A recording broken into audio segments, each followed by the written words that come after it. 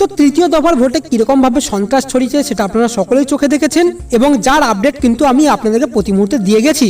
এমনকি ভোটের বলি হতে হয়েছে একজন নিরীহ ভোটকর্মী এবং একজন নিরীহ ভোটারকেও, এবং সেই কারণে কিন্তু নিরাপত্তার দিক থেকে কমিশন আর কোন রকম খামতি রাখতে চাইছে না।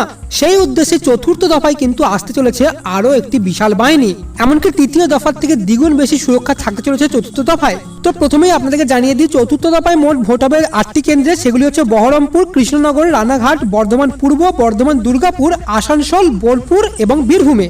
ভালো করে বুঝে নিন, 29 এপ্রিল দক্ষিণ এবং মধ্যবঙ্গের এই 8টি লোকসভা কেন্দ্রে ভোট হতে চলেছে এবং চতুর্থ দফায় বুথের সংখ্যা হচ্ছে 15,279টি।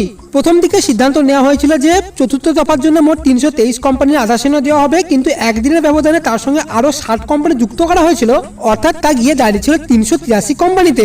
কিন্তু তৃতীয় দফার এরকম অবস্থা দেখার পরে তার সাথে আরো যুক্ত হয়েছে 107 কোম্পানি, অর্থাৎ সব মিলিয়ে মোট থাকছে 490 কোম্পানি।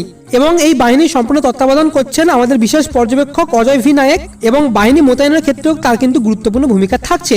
এরপরে কয়েকটি গুরুত্বপূর্ণ বিষয় আপনাদেরকে বলে দেবো। তার আগে বলে রাখি, ভবিষ্যতে লোকসভা ভোট সম্পর্কিত যে কোনো খবর সবার আগে পাওয়ার জন্য অবশ্যই চ্যানেলটিকে একটু সাবস্ক্রাইব করে নিন। সাবস্ক্রাইব করার জন্য যে লাল রঙের সাবস্ক্রাইব বাটনটি প্রেস করুন এবং সাবস্ক্রাইব করলে পাশে নোটিফিকেশন বেলটিকে বাজিয়ে দিন, যাতে আমি নতুন কোনো ভিডিও আপলোড করলে তার নোটিফিকেশন সবার আগে পৌঁছে আপনার কাছে। এবং আরেকটি রিকোয়েস্ট আপনার কাছে, ভিডিওটিতে এক্ষুনি একটি লাইক দিয়ে দিন, কারণ আপনার একটি লাইক আমাকে অনেকটা উৎসাহিত করে পরবর্তী ভিডিও আপলোডের জন্য। তো এরপরে ভালো করে বুঝে নিন যে কোথায় কত কোম্পানি বাহিনী থাকছে। রাজ্যের হাতে আছে 490 কোম্পানির মধ্যে কমিশন 9 কোম্পানি বাহিনীকে চতুর্থ পঞ্চম দফার টহলের কাজে লাগানো হবে। পুরোপুরিভাবে ভোটে কাজ করবে 481 কোম্পানি, যা ব্যবহার করা হবে আসানসোল পুলিশ কমিশনারেটের 77 কোম্পানি, বীরভূমে 111 কোম্পানি, বহরমপুরে 60 কোম্পানি, নদিয়ায় 114 কোম্পানি এবং বর্ধমানে থাকবে 128 কোম্পানির কেন্দ্রীয় বাহিনী। তবে খুবই গুরুত্বপূর্ণ একটি বিষয় হচ্ছে যে আসানসোলে কিন্তু অবাধ এবং শান্তিপূর্ণ ভোট করাতে কমিশন বদ্ধপরিকর, এবং সেই জন্যই কিন্তু আসানসোলের লোকসভায় প্রায় 100% বুথে কিন্তু কেন্দ্রীয় বাহিনী থাকছে।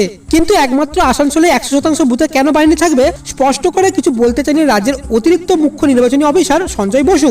তিনি বলেছেন যে এটি কিন্তু কমিশনের সিদ্ধান্ত, অর্থাৎ চতুর্থ দফার ভোটের জন্য 98% বুথেই কেন্দ্রীয় বাহিনী থাকতে চলেছে এবং 100% বাহিনী থাকছে আসানসোলের জন্য। তবে ভবিষ্যতে কিন্তু এই সংখ্যাটা আরো বাড়তে পারে। ভবিষ্যতে এই বিষয়ে আরো খবর সবার আগে পাওয়ার জন্য অবশ্যই চ্যানেলটিকে একটু সাবস্ক্রাইব করে নিন। এই ভিডিওটিকে অবশ্যই সকলের সাথে শেয়ার করে দিন। দেখা হচ্ছে পরবর্তী ভিডিওতে। এখনকার মতো এতটুকুই। Have a nice day.